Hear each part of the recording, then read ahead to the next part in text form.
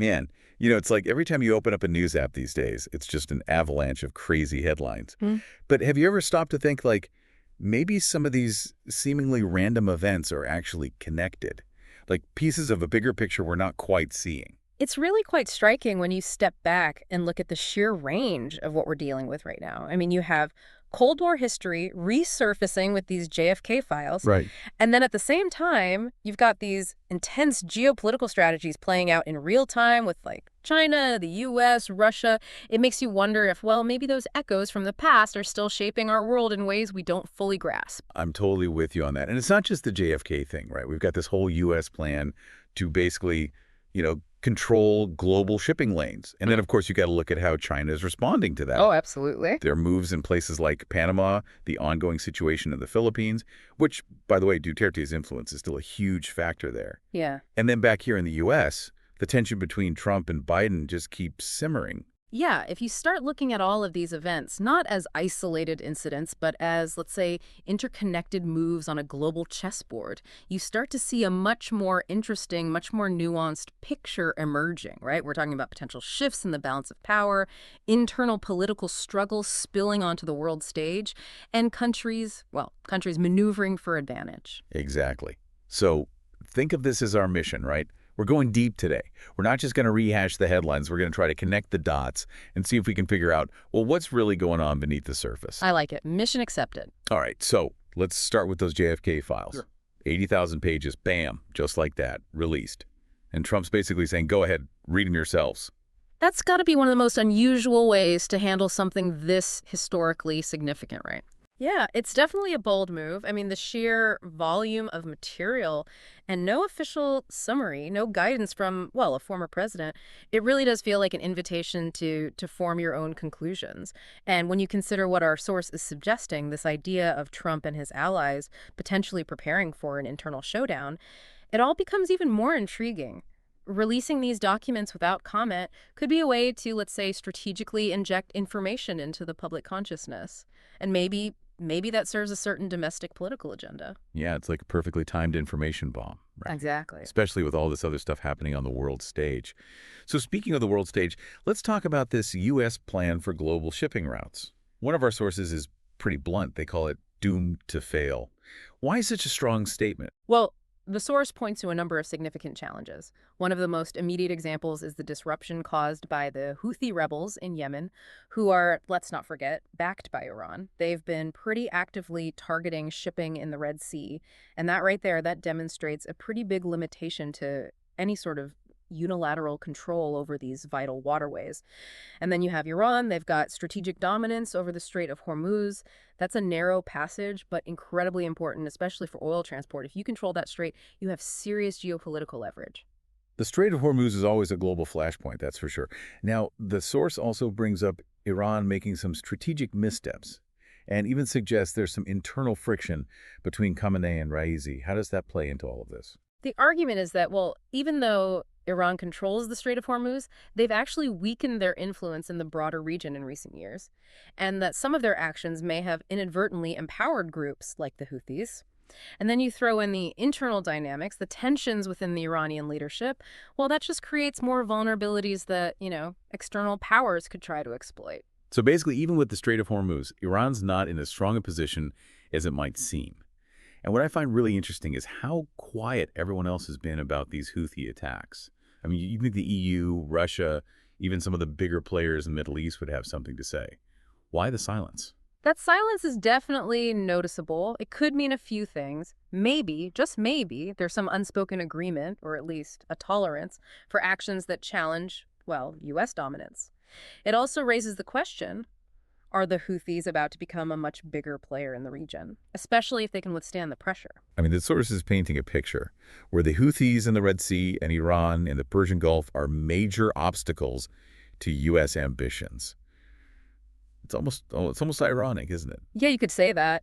These choke points really highlight how difficult it is to project power across the oceans, especially when you're facing determined local actors. And this leads to a pretty stark concept. What if everyone starts cutting off those trade routes? What if we see this idea of mutually cutting off maritime trade routes become reality? And that's where the economic fallout comes in, right? I mean, we're not just talking about China taking it. Japan, South Korea, even the U.S. itself could really struggle if those major shipping lanes are blocked. This idea of creating a self-contained minimum economic internal cycle, well, it just doesn't seem feasible in today's interconnected world. It's not. It's completely intertwined. Disrupt maritime trade, and you have this ripple effect, a domino effect that could destabilize the whole system. And then you have to consider the Middle Eastern countries that export oil. Their interests might not align with this whole U.S.-led anti-China coalition, and they have ways to, let's say, push back. The source even mentions causing trouble for Israel as a potential lever. So it's not looking good for this U.S. plan, is it? Yeah. Not good at all. All right, so let's shift gears a bit and look at how China's maneuvering in all of this. We've got Deputy Minister Ma Wei heading to Panama, and then we have Foreign Ministry spokesperson Mao Ning making some pretty strong statements against economic coercion. What's the message here? Well, sending Ma Hui to Panama, especially considering he's from the International Department of the Central Committee, the part of the Communist Party that focuses on, external relations, it shows how proactive China is being in pushing back against perceived U.S. moves. And they're doing it in a strategically important region. Remember, the Panama Canal is right there. Then you have Mao Ning coming out strong against economic coercion. That's a direct response to the U.S. scrutiny of the Yangtze River Hutchison Group and their business in Panama. China is basically saying, back off, this is not your concern. Now, our source suggests the U.S. might actually be using this Panama situation to pressure China into, get this, a visit from Trump. Is that a real possibility? It's definitely a possibility. The U.S. might be thinking they can use these economic concerns as leverage, to force China's hand. But from China's rhetoric, it seems pretty clear that they're not going to budge easily. If there are going to be any high-level talks, they'll happen on China's terms. And their message is pretty consistent: peaceful coexistence in the Pacific. The Pacific Ocean is big enough to accommodate both China and the United States. And then, right on cue, former U.S. Treasury Secretary Paulson suddenly pops up in China.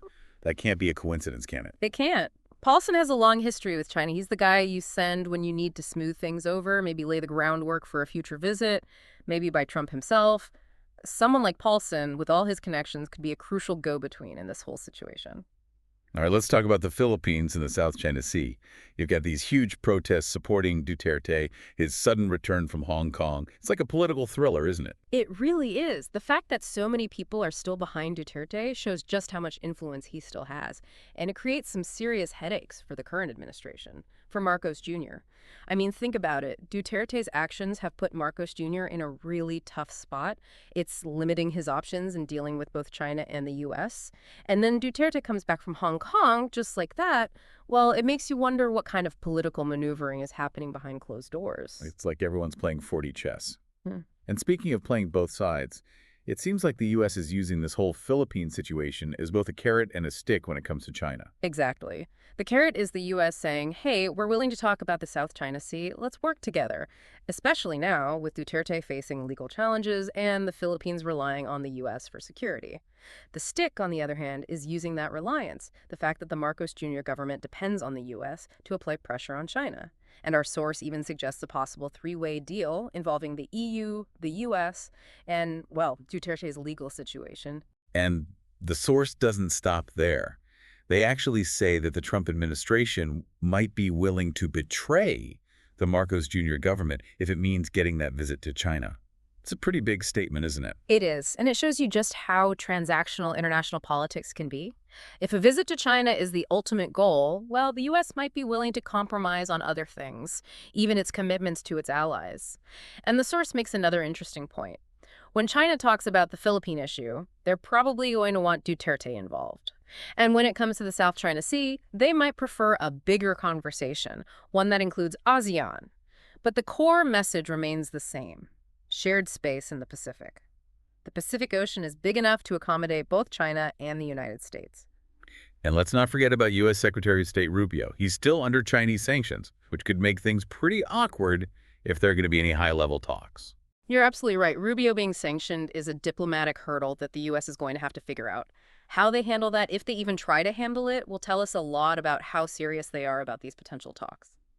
Okay, one last stop on our world tour, back to the U.S. and the Trump-Biden showdown. Trump's announcement about yanking Secret Service protection for Biden's adult children, that seems pretty aggressive, wouldn't you say? Yeah, it's a pretty strong move, and our source interprets it as a direct shot across the bow aimed at Biden and his inner circle. Coming right after the release of the JFK files, it's a sign that Trump's camp is getting impatient. And they're not being subtle about it either. The source even quotes them as saying, if you don't cooperate, don't blame us for turning hostile. It sounds like they're ready to escalate things, and not just with these historical documents. It definitely has that feel to it. And then you have this idea of Trump and his allies getting ready to lay their cards on the table internally. It suggests that, well, things could get a lot messier, a lot more confrontational on the U.S. political scene. Last but not least, let's talk about Russia, Ukraine, and the possibility of U.S. concessions. The source is pretty dismissive of this temporary ceasefire idea, saying Russia won't fall for that again. Russia's skepticism makes sense. They've been down this road before. They're not going to agree to anything that doesn't advance their strategic goals. And Paulson showing up in China seems to have brought back some old memories for Russia. Specifically, that time during the Georgia War when they supposedly asked China to sell off U.S. Treasury bonds. Yeah, according to the source, that incident has created some unpleasant memories for Russia, and it highlights the complex and sometimes, pretty strained relationship between the U.S., China, and Russia. It's like a constant balancing act. And Lavrov, the Russian foreign minister, he basically confirmed this. He talks about the strong relationship between Russia and China, but also how their national interests are fundamentally different from the U.S. It's a really delicate situation. And then you have the phone call between Putin and Trump, followed by all this talk of a temporary non-ceasefire agreement. It's all pretty confusing, especially with what's going on in Serbia. This temporary non-ceasefire agreement, as the source calls it, could be a way for Russia to secure some concessions from the U.S., specifically in Ukraine. And bringing up Serbia, that's a strategic pressure point. The source even brings up historical parallels, the Kosovo War, the bombing of the Chinese embassy. It's like Russia's looking at past conflicts, trying to leverage those experiences to get what they want in the present. Well, we've certainly covered a lot of ground today. It's amazing to think how all these things, from the JFK assassination to global power plays, are connected. It really is. We've got potential internal struggles within the U.S. impacting its foreign policy. China is flexing its muscles on the world stage. The security of global shipping lanes is becoming a major flashpoint, and the relationships between the world's superpowers, well, they're in constant flux. So to our listeners out there, as you think about everything we've discussed, the JFK revelations, the battle over shipping routes, the situation in the Philippines, the political drama here in the U.S., and the complex dance between the U.S., China, and Russia, what do you think is the single biggest factor that will shape global stability in the coming months, and why? It's something to ponder, maybe even do some more research on your own. It's a fascinating time to be following world events, that's for sure.